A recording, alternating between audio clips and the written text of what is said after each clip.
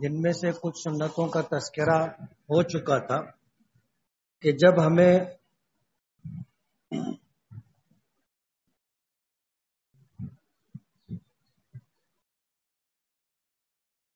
نماز پڑھنی ہو تو فرائض، شرائط، فرائض، واجبات اور سنتیں، جب ان تمام چیزوں کا ہمیں علم ہوگا تو اس پر عمل کرنا آسان ہوگا۔ شرط یعنی شرائط اور فرائض اگر چھوٹ جائیں گے تو نماز نہیں ہوگی۔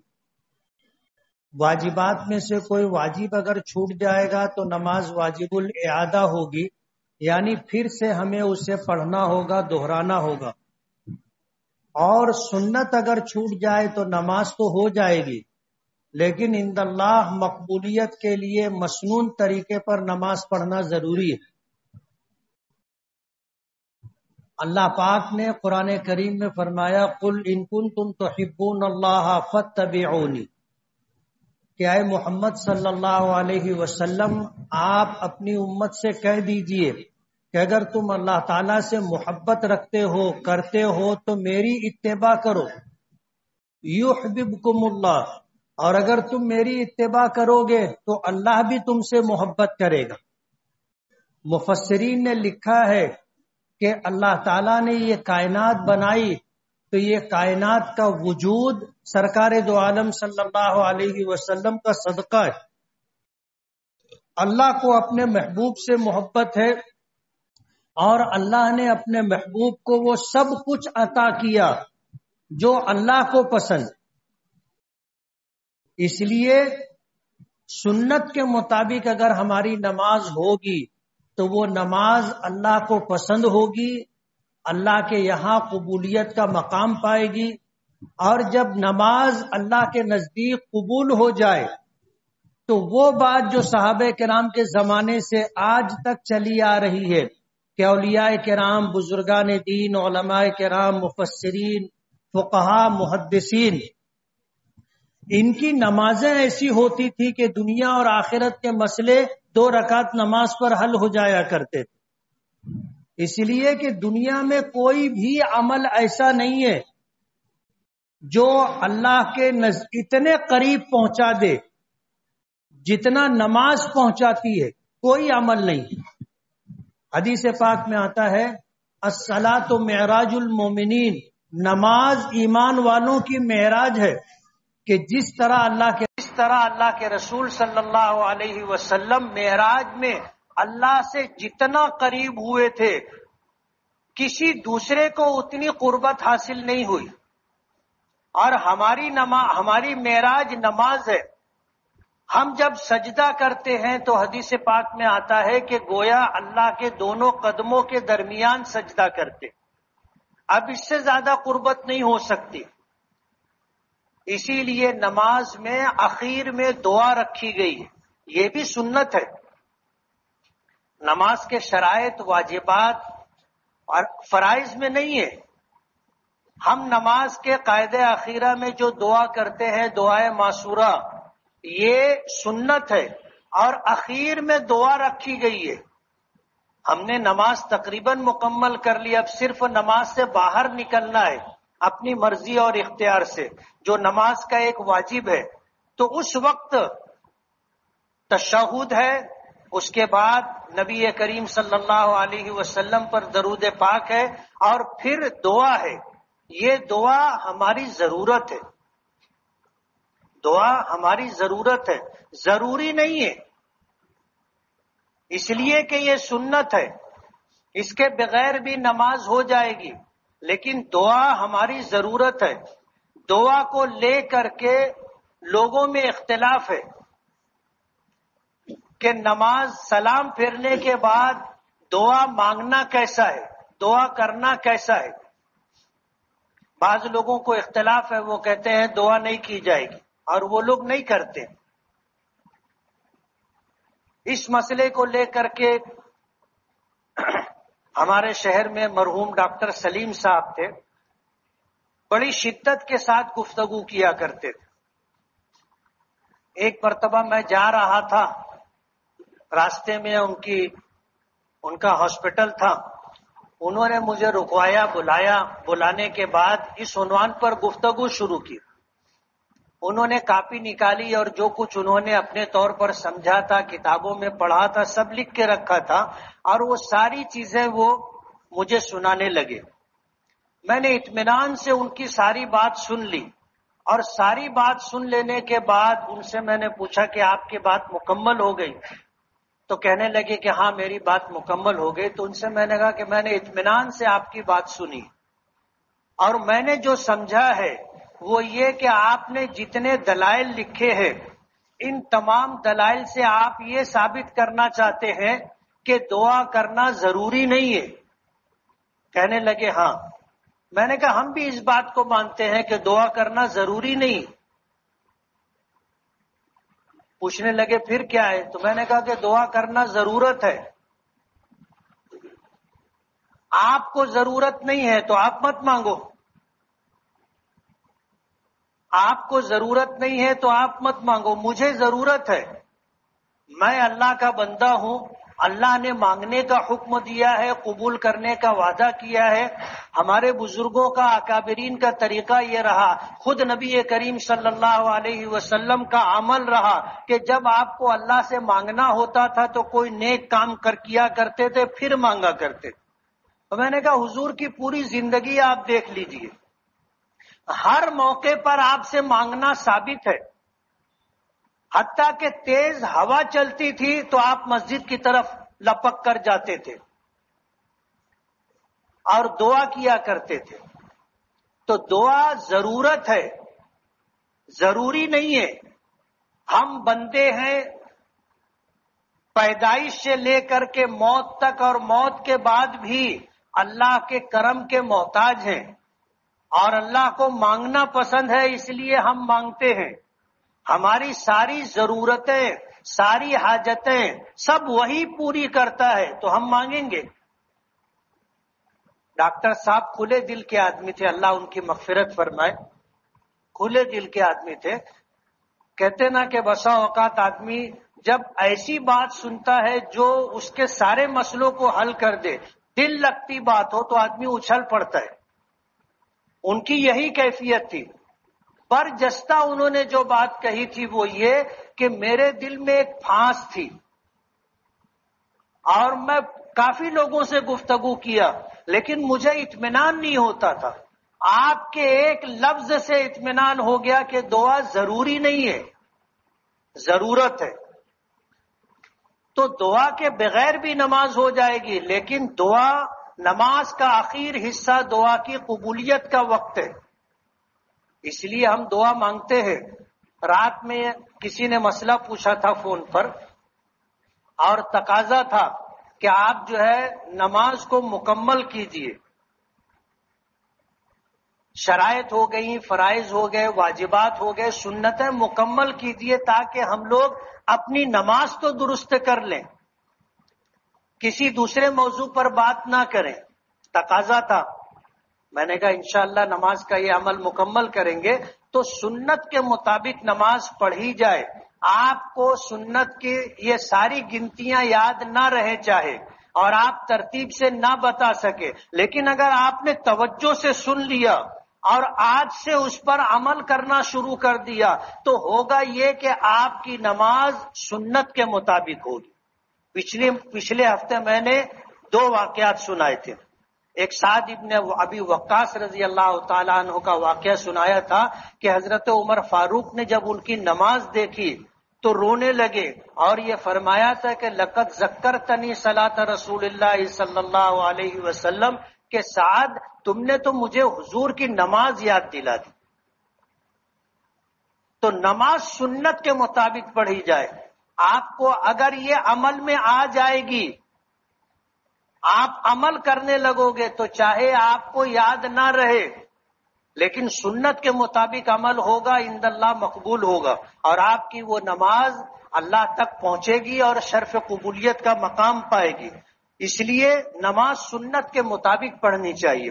میں نے پچھلے ہفتے بتایا تھا کہ نماز کے اندر 51 سنتیں ہیں. پہلی سنت یہ ہے کہ دونوں ہاتھ تکبیر تحریمہ کے لیے اٹھائے جائیں.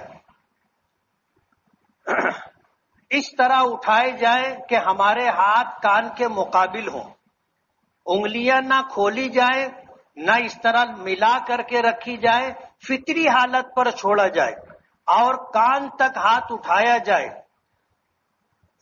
اور آدمی جو ہے اگر امام اور مقتدی ہے تو مقتدی کی تکبیر تحریمہ امام کی تکبیر تحریمہ کے ساتھ ساتھ ہو، یعنی امام پہلے تکبیر کہے گا اور متصلاً ہم تکبیر کہیں گے. بعض لوگ کیا کرتے ہیں، کھڑے رہتے ہیں، آستین سیدھی کرتے رہتے ہیں، ٹوپی سیدھی کرتے رہتے ہیں، امام تکبیر کہہ چکا ہوتا ہے، ثنا پڑھ چکا ہوتا ہے، یہ کچھ نہ کچھ اپنے عمل میں مصروف رہتے ہیں. مقتدی کی تکبیر تحریمہ امام کی تکبیر تحریمہ کے ساتھ متصل نہیں ہوتی، ہونی چاہیے. وجہ اس کی یہ ہے کہ یہ سنت ہے، ایک بات. دوسری بات، امام ثنا پڑھ رہا ہو تو ہم بھی ثنا پڑھ سکتے، لیکن جب امام نے قرات شروع کر دی اب ہم ثنا نہیں پڑھ سکتے. جیسے میں نے پیچھے بتایا تھا کہ امام کی جب قرات ہوگی تو ہمیں حکم ہے کہ ہم توجہ سے سنیں اور خاموش رہیں. اب جب خاموش رہنے کا حکم ہے تو ہم ثنا نہیں پڑھ سکتے امام کے پیچھے. کب؟ جب امام قرآن کریم کی قرات شروع کر چکا ہو. اگر ہمیں ثنا پڑھنی ہے تو ہمیں امام کی تکبیر کے ساتھ تکبیر کہنی ہے، اور امام ثنا پڑھ رہا ہوگا ہم بھی ثنا پڑھیں گے. اگر ہم نے اس میں اتصال نہیں رکھا اور امام ثنا پڑھ کے فارغ ہو کر کے اگر وہ فجر ہے، مغرب اور عشاء کی نماز پڑھا رہا ہے تو ظاہر بات ہے وہ آواز کے ساتھ جہرن تکبیر کا قرات شروع کر دے گا تو ہمیں پتہ چل جائے گا کہ امام ثنا پڑھ چکا ہے، تو ہم ثنا نہیں پڑھ سکتے، امام کے پیچھے چپ رہیں گے. اور امام جس وقت خاموش ہے یعنی تکبیر تحریمہ کے بعد ثنا پڑھ رہا ہے تو ہم بھی ثنا پڑھ سکتے. ہاتھ کو ہاتھ پر رکھا جائے گا. پچھلے ہفتے میں نے بتایا تھا کہ سیدھے ہاتھ کی باطنی یعنی ہتھیلی کا حصہ بائیں ہاتھ کی ہتھیلی کے پشت پر رکھیں گے، اور خنصر کانی انگلی اور انگوٹھا ان دو سے ہم اپنی کلائی پکڑیں گے اور یہ تین انگلیاں جو ہے کلائی کے اوپر بچھائیں گے، اور ہاتھ جو ہے ہمارا ناف کے نیچے ہوگا. اور اگر عورت نماز پڑھ رہی ہے تو وہ اپنے ہاتھ کانوں تک نہیں اٹھائے گی. یہ آپ گھر بتائیں گے اس لیے میں آپ کو بتا رہا ہوں. وہ اپنے ہاتھ کانوں تک اٹھائے، اپنے ہاتھ کاندھوں تک اٹھائے گی. اور میں نے پیچھے شروع میں بات کہی تھی کہ بہتر یہ ہوگا کہ ایک لمبا ایسا کپڑا ہو، رومالی ہم جسے کہیں، کہ وہ ہاتھ اندر ہونا چاہیے اور کاندھوں تک اٹھنا چاہیے، اور ہاتھ جب نیچے کرے تو بھی ہاتھ اندر رہے، اتنی لمبی رومالی ہونا چاہیے. نماز کے لیے یہ لباس تیار کرنا چاہیے. تو کاندھوں تک ہاتھ اٹھایا جائے گا اور سینے پر ہاتھ باندھا جائے گا. یعنی ہماری مائیں اور بہنیں جب ہاتھ باندھیں گی تو ہماری طرح ہاتھ نہیں باندھیں گی، بلکہ وہ ہتھیلی پر ہتھیلی رکھیں گی اور پکڑیں گی نہیں ہاتھ، بلکہ دونوں ہاتھ اس طرح رکھ کر اپنے سینے کے اوپر رکھیں گی. یہ عورتوں کے لیے حکم ہے. اس کے بعد ثنا ہے، سبحانک اللہم و بحمدک و تبارک اسمک و تعالی جدک و لا الہ غیرک. ثنا پڑھنا سنت ہے. اس کے بعد قرات اگر ہمیں کرنی ہے، امام ہے تو اعوذ باللہ پڑھیں گے، اکیلے نماز پڑھ رہے ہیں تو اعوذ باللہ پڑھیں گے، اور جب ہم مسبوق ہیں یعنی ہماری ایک دو رکعت چھوٹ گئی ہو اگر تو ہم مسبوق کہلائیں گے. امام کے دونوں طرف سلام پھیرنے کے بعد ہم کھڑے ہوں گے. بعض لوگوں کو میں نے دیکھا امام رہو تو بہت ساری چیزیں نہیں دیکھنے میں آتی، لیکن جب کبھی مقتدی بن کر کے پیچھے نماز پڑھو تو آزو بازو اور سامنے والوں کی نمازیں دکھتی ہے کہ یہ کیسے ادا کر رہے. بعض لوگوں کو میں نے دیکھا کہ امام نے ایک طرف سلام پھیرا، یہ کھڑے ہو جاتے. دونوں سلام سنت ہے. لفظ السلام علیکم ورحمۃ اللہ کہنا دونوں سلام سنت ہے. تو دوسرا سلام امام پھیرے گا تو ہم اٹھیں گے. مسئلہ یہ ہے کہ کبھی ایسا ہوتا ہے کہ پہلا سلام پھیرنے کے بعد اگر کوئی واجب چھوٹ گیا تو امام سجدہ سہو کرے گا. اب اس نے سلام پھیرا, ہم نے آؤ دیکھا نہ تاؤ دیکھا, کھڑے ہو گئے, تو ظاہر بات ہے کہ اگر اس کو سجدہ سہو کرنا ہے تو ہم تو کھڑے ہو گئے ہیں. اب ہم واپس آئیں گے تو ظاہر بات ہے کہ ہم نے امام کی مخالفت کی, اور اگر واپس نہیں آتے ہیں تو ہماری نماز نہیں ہوگی. واپس آتے ہیں, فقہا نے لکھا ہے کہ یہ عمل مکروہ تحریمی ہے, اور واجب چھوٹا تھا, ہم واپس نہیں آئے, کھڑے رہے, سجدے سہو میں شریک نہیں ہوئے تو ہماری نماز نہیں ہوگی. اس لیے دونوں سلام پھیرا امام پھیر لے گا. جب دوسرے سلام کا وہ کہے گا السلام علیکم, کم کے بعد ہم کھڑے ہو سکتے, اس سے پہلے نہیں کھڑے ہوں گے. تو اعوذ باللہ وہ پڑھے گا جس کو قرات کرنی ہو. امام ہوئے, قرات کرنی ہے, ثنا کے بعد اعوذ باللہ پڑھے گا. ہم اکیلے نماز پڑھ رہے ہیں, ثنا کے بعد اعوذ باللہ پڑھیں گے. ہم اگر مسبوق ہے تو امام کے سلام پھرنے کے بعد ہم جب اپنی نماز پڑھنے کے لیے کھڑے ہوں گے, جو رکعتیں باقی رہ گئی ہیں, تو ہمیں ثنا پڑھنی ہوگی, اعوذ باللہ پڑھنا ہوگا, بسم اللہ پڑھنا ہوگا. پچھلے ہفتے میں نے بتایا تھا کہ ثنا تو سب پڑھیں گے, اعوذ باللہ وہ پڑھے گا جو قرات کرے گا, ابھی اس کی قدر تفصیل دی. اور بسم اللہ ہر رکعت کے شروع میں پڑھا جائے گا, ہر رکعت کے شروع میں بسم اللہ پڑھیں گے. جب سورہ فاتحہ مکمل ہوگی تو ہم آمین کہیں گے, امام بھی آمین کہے گا, ہم بھی آمین کہیں گے. حدیث پاک میں آتا ہے کہ جب امام آمین کہتا ہے تو امام کے ساتھ ساتھ فرشتے بھی آمین کہتے, ہم بھی آمین کہتے ہیں. جس کی آمین امام کی آمین کے ساتھ ہوگی, امام کی آمین کے ساتھ ہوگی, دعائیں قبول ہوں گی. سورہ فاتحہ دعا ہے, سورہ فاتحہ دعا ہے کہ پہلے اللہ کی حمد اور تعریف ہے, پہلے حمد اور تعریف ہے, اس کی صفات رحیم و رحمانیت کا بیان ہے, اس کے بعد اس کی حاکمیت کی تسلیم ہے, اور اس کے بعد دعا ہے اہدنا الصراط المستقیم. تو نماز کے شروع میں بھی دعا ہے, نماز کے آخر میں بھی دعا ہے. تو امام جب سورہ فاتحہ مکمل کرے گا تو امام بھی آمین کہے گا, آہستہ سے ہم بھی آمین کہیں گے, اور فرشتے بھی آمین کہتے ہیں. آمین کا ترجمہ ہے استجب. استجب کے معنی ہے اللہ قبول فرما لے, یعنی یہ سفارش ہے اور دعا کا حصہ ہے. نبی کریم صلی اللہ علیہ وسلم نے فرمایا کہ تم جب اللہ سے جب بھی دعا کرو تو آمین کہو. دعا کرنے والا بھی آمین کہے, اور دعا سن کر دعا میں شرکت کرنے والے بھی آمین کہے. آمین کا ترجمہ ہے قبول فرما لے. استجب, اللہم استجب, اے اللہ اس دعا کو قبول فرما لے. تو امام بھی آمین کہے گا آہستہ, اور امام اور مقتدی ہم سب کہتے ہیں تحمید جو ہے ربنا لک الحمد. جب رکوع میں جاتے ہیں اللہ اکبر کہہ کر کے رکوع میں جاتے ہیں, تو رکوع سے اٹھتے جب ہیں تو اگر امام اور مقتدی ہیں تو امام کہتا ہے سمع اللہ لمن حمدہ, ہم کہتے ہیں ربنا لک الحمد. تو یہ ربنا لک الحمد ہم آہستہ کہیں گے, آواز سے نہیں کہیں گے. امام بھی کہے گا ربنا لک الحمد, لیکن وہ بھی آہستہ کہے گا, بلند آواز سے نہیں کہے گا. تو سورہ فاتحہ کی تکمیل کے بعد آمین کہنا یہ بھی سنت ہے.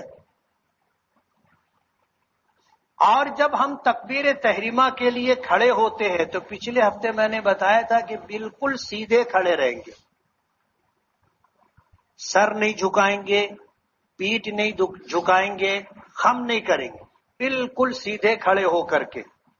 آدمی معذور ہو تو الگ بات ہے، بعض بوڑھے ہوتے ہیں کمر جھک جاتی ہے، وہ اگر بالکل سیدھا ہونا چاہیں تو ان کے لیے نہیں، ممکن نہیں. تو اگر مجبوری اور معذوری ہے تو الگ بات ہے، ورنہ تکبیر تحریمہ کے وقت بالکل سیدھے کھڑے رہیں گے. اور اگر امام ہے تو وہ ہر تکبیر بلند آواز سے کہے گا. تکبیرات انتقالات ایک حالت سے دوسری حالت میں جب منتقل ہوتے ہیں تو اس وقت اللہ اکبر کہتے. پہلا اللہ اکبر تکبیر تحریمہ ہے، اس کے بعد پوری نماز کے اندر سوائے رکوع سے اٹھتے ہوئے ہر جگہ اللہ اکبر کہا جاتا ہے. رکوع سے اٹھتے ہوئے ہم سمع اللہ لمن حمدہ ربنا لک الحمد کہتے. باقی اس کے علاوہ تمام تکبیرات انتقالات سنت ہیں. ہم جب رکوع میں جانے لگیں گے تو اللہ اکبر کہیں گے، ہم رکوع سے اٹھیں گے تو تسمیع اور تحمید ہے. تسمیع کہتے ہیں سمع اللہ لمن حمدہ، تحمید کہتے ہیں ربنا لک الحمد. تو امام اگر ہے تو وہ تکبیر بلند آواز سے کہے گا. ظاہر بات ہے بلند آواز سے کہے گا تو مقتدیوں کو پتا چلے گا کہ امام اب رکوع میں جانے والا ہے، امام اب سجدے میں جانے والا ہے، امام سجدے سے اٹھ رہا ہے، یا پہلی رکعت مکمل کر کے دوسری رکعت کے لیے کھڑا ہو رہا ہے، یا 2 رکعت میں تشہد پڑھ کر کے قاعدہ کر کے اب تیسری رکعت کے لیے کھڑا ہو رہا ہے. تو تکبیرات انتقالات یہ بھی سنت ہے. اور جب ہم کھڑے ہوں گے نماز کی حالت میں تو ہمارے دونوں قدموں کے درمیان کوشش کریں کہ 4 انگشت کے بقدر فاصلہ رہے. بعض لوگ بہت زیادہ پیر پھیلا کر کے کھڑے ہوتے، بعض لوگ ایک دم پیر ملا کر کے کھڑے ہوتے. یہ بھی مسنون طریقہ یہ ہے کہ آدمی اس طرح کھڑا ہو کہ دونوں پیروں کے درمیان 4 انگشت کے برابر جگہ خالی رہے. اگر آدمی صحت مند ہے، پیر قریب کرنے میں اس کو دقت ہے، تو فطری طور پر جس طرح کھڑا ہو سکتا ہے اس طرح کھڑا رہے، بلا وجہ پیر پھیلائے نہ. بعض لوگ پیر پھیلانے کو سنت سمجھتے، اس لیے یہ بات کہی جا رہی. اور اگر ہم نماز پڑھ رہے ہیں، امامت کر رہے ہیں، تو اپنی اکیلے نماز پڑھ رہے ہیں تو قرات کرنا یعنی قرآن کریم پڑھنا فرض ہے.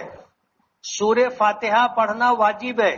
سورہ فاتحہ کے بعد ضم سورت یعنی کوئی سورت ملانا یا کچھ آیتوں کا ملانا واجب ہے. اب جب ہم نماز پڑھ رہے ہیں تو سورہ فاتحہ تو ہم پڑھیں گے، سورہ فاتحہ کے بعد قرآن کریم کی کوئی سورت پڑھیں گے یا قرآن کریم کی کچھ آیات پڑھیں گے. تو فقہا نے لکھا ہے کہ فجر اور ظہر میں طوال مفصل پڑھنا چاہیے. فجر اور ظہر میں طوال مفصل یعنی سورہ حجرات سے لے کر کے، یہ 26ویں پارے کی سورت ہے سورہ حجرات، سورہ حجرات سے لے کر کے 30ویں پارے کی سورہ بروج تک، ان میں جو سورتیں ہیں ان سورتوں میں سے کوئی سورت فجر میں اور ظہر میں پڑھنی چاہیے. اور اگر ان سورتوں کے علاوہ بقیہ قرآن پاک میں سے آپ پڑھ رہے ہیں تو اس سورت میں جتنے طوال مفصل میں سورتیں بڑی ہیں اتنی ہی قرات کرنی چاہیے. وجہ اس کی یہ ہے کہ آدمی جب نماز پڑھا رہا ہے تو اس کے پیچھے نماز پڑھنے والے جو لوگ ہوتے ہیں ان میں بوڑھے بھی ہوتے، ان میں بیمار بھی ہوتے ہیں، ان میں ضرورت مند بھی ہوتے ہیں، ان میں مسافر بھی ہوتے. ظاہر بات ہے امام مقتدیوں کی رعایت کرے. امام اگر جوان ہے تو اس کا یہ مطلب نہیں ہے کہ وہ پاؤ پارا پڑھے اور آدھا پارا پڑھے، بلکہ اس کو چاہیے کہ طوال مفصل یعنی 2 رکوع، زیادہ سے زیادہ 2 رکوع پڑھے، اس سے زیادہ نہیں پڑھنا چاہیے. مقتدیوں کی رعایت ضروری ہے. حضرت عمر فاروق رضی اللہ تعالی عنہ نے ایک مرتبہ نماز پڑھائی تو سورہ یوسف کی تلاوت کی. اب سورہ یوسف میں 12 رکوع ہے، 12 رکوع ہے. تو جب نماز مکمل کی تو ایک صحابی نے حضرت عمر فاروق رضی اللہ تعالی عنہ سے فرمایا کہ امیر المومنین آپ نے لمبی قرات کی. تو حضرت عمر فاروق کہنے لگے کہ ہاں میں نے لمبی قرات کی ہے، لیکن میں نے لمبی قرات کی ہے، اگر سورج نکلتا تو ہمیں پتہ ہو جاتا. صحابی نے ٹوک دیا تھا کہ آپ نے لمبی قرات کی، سورج نکلتا تو ہمیں پتہ ہو جاتا، اور سورج نکلتا تو ہمیں غافل نہیں پاتا، ہم اللہ کی عبادت میں رہتے. لیکن بتایا گیا کہ آدمی جب فجر ظہر میں طوال مفصل پڑھے، عصر اور عشاء کے اندر اوساط مفصل یعنی سورہ بروج سے لے کر سورہ بینہ والسماء ذات البروج سے لم یکن الذین کفروا، اس میں سے کوئی سورت یا اتنی ہی آیتیں دوسرے کسی مقام سے پڑھیں. اور مغرب کی نماز کے اندر قصار مفصل یعنی سورہ لم یکن سے لے کر کے سورہ ناس تک کی سورتوں میں سے پڑھنا چاہیے. یہ 1 رکعت مکمل ہوئی. اب امام جب ہم رکوع میں جائیں گے تو اللہ اکبر کہیں گے، امام آواز سے اللہ اکبر کہے گا، ہم مقتدی ہیں، ہم پست آواز سے سرن اللہ اکبر کہہ کر کے ہم رکوع میں جائیں گے. اب جب ہم رکوع میں گئے تو رکوع میں جانے کے بعد ایک تو رکوع میں کیا پڑھنا ہے وہ بات دیکھی جائے گی، اور ایک ہے کہ ہمیں رکوع کس طرح کرنا ہے. تکبیرات انتقالات جب ہم کہتے ہیں تو جب ہماری حرکت شروع ہوگی یعنی ہم قیام سے رکوع کی طرف جھکنے لگیں گے تو یہاں اللہ اکبر شروع کریں گے، اور جب رکوع میں جانے کے بعد جسم ٹھہر گیا تو تکبیر ختم ہو جانی چاہیے. تکبیرات انتقالات حرکت کے ساتھ ہے، حرکت شروع ہوگی تکبیر شروع ہوگی، حرکت ختم ہوگی تکبیر ختم ہوگی.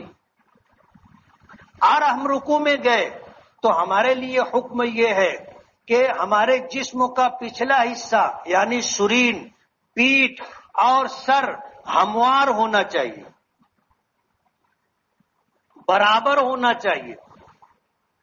رکوع ایسے نہیں کریں گے کہ پیٹھ ایسے اٹھی ہوئی ہو، سر جھکا ہوا ہو، نہیں، ہماری سرین اور پیٹھ اور سر ایک لیول میں ہونا چاہیے.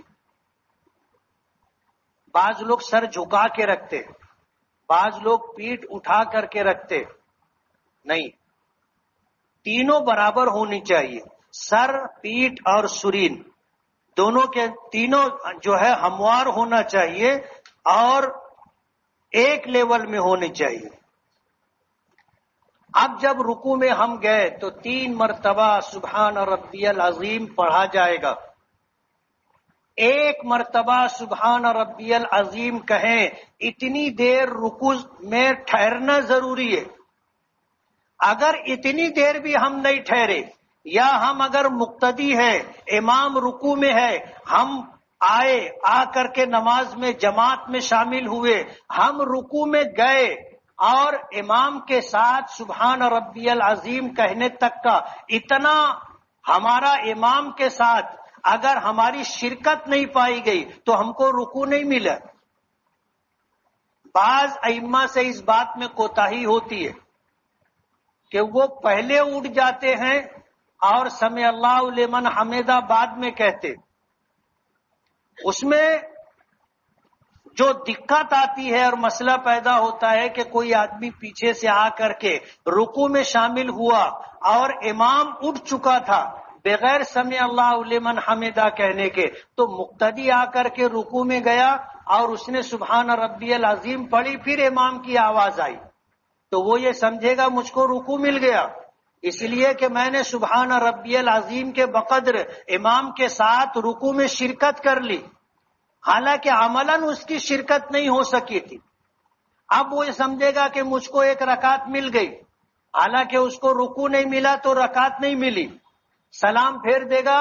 اگر 4 رکعت والی نماز ہے تو 3 ہی رکعت ہوگی, 3 رکعت والی نماز ہے تو 2 ہی رکعت ہوگی, اور 2 رکعت والی نماز ہے تو 1 ہی رکعت ہوگی, تو اس کی نماز نہیں ہوگی. اس لیے امام جب اٹھنے لگے اسی وقت سمیع اللہ لمن حمیدہ کہنا شروع کرے, تاکہ بعد میں پیچھے آ کر شریک ہونے والے کو پتہ چل جائے کہ مجھے رکوع ملا کہ نہیں ملا. تو 3 مرتبہ ایک مرتبہ سبحان ربی العظیم کے بقدر رکنا واجب ہے. 3 مرتبہ, 5 مرتبہ, 7 مرتبہ, طاق عدد کے مطابق آپ دیر تک بھی رکوع میں رہ سکتے. 3 مرتبہ سبحان ربی العظیم کہنے تک رکوع میں رکنا یہ سنت ہے. رکوع اور سجدے میں نبی کریم صلی اللہ علیہ وسلم سے دعائیں بھی ثابت ہیں. ہم لوگ نہیں مانگتے, ہم کو یاد بھی نہیں ہے, اور ہم لوگ رکوع سجدے میں دعا کا اہتمام بھی نہیں کرتے. نبی کریم صلی اللہ علیہ وسلم خاص طور پر سجدے میں دعا کا اہتمام کیا کرتے تھے. اور آپ جب رکوع سے اٹھتے تھے, یعنی رکوع میں جب آپ سبحان ربی العظیم کہنے کے بقدر رک کر کے جب اٹھتے تھے سمیع اللہ لمن حمیدہ کہہ کے, تو اس کے بعد ربنا لک الحمد کے بعد حمدن طیبا مبارکن کثیرا فی, یہ دعا نبی کریم صلی اللہ علیہ وسلم نماز پڑھا رہے تھے. اور پیچھے سے کوئی صحابی آ کر کے رکوع میں شامل ہوئے, اور رکوع سے اٹھنے کے بعد انہوں نے یہ دعا پڑھی, ربنا لک الحمد حمدا کثیرا طیبا مبارکا فی. جب یہ دعا پڑھی حضور نے کچھ محسوس کیا, اور جب آپ نے سلام پھیرا تو آپ نے پوچھا کہ میرے پیچھے مقتدیوں میں سے کس نے پڑھا تھا حمدن کثیرا طیبا مبارکا فی. تو ایک صحابی جنہوں نے پڑھا تھا وہ تھوڑا سا سہم گئے کہ کہیں مجھ سے کوئی غلطی تو نہیں ہو گئی, اور ابھی اگر میں بتاؤں گا سب کے سامنے تو ہو سکتا ہے اذیت ہو جائے, تو خاموش رہے. تو حضور نے فرمایا کہ نہیں, جس نے بھی پڑھا ہے اچھا کیا ہے, اچھا کیا ہے. اس لیے کہ میں نے دیکھا کہ فرشتوں کی ایک جماعت لپک کر کے آئی اس نیکی کو لکھنے کے لیے. میں نے دیکھا کہ فرشتوں کی ایک جماعت لپک کر کے آئی اس نیکی کو لکھنے کے لیے. پھر حضور نے فرمایا کہ جب آدمی رکوع سے اٹھے تو اٹھنے کے بعد امام کہے سمیع اللہ لمن حمیدہ, مقتدی کہے ربنا لک الحمد, اس کے بعد امام اور مقتدی دونوں کہے حمدن کثیرا طیبا مبارکا فی. یہ دعا حضور سے ثابت ہے, لیکن ہم لوگوں کو یاد بھی نہیں ہے اور ہم لوگ پڑھتے بھی نہیں. ہماری تو نماز کتنی مختصر ہوتی ہے آپ دیکھو گے,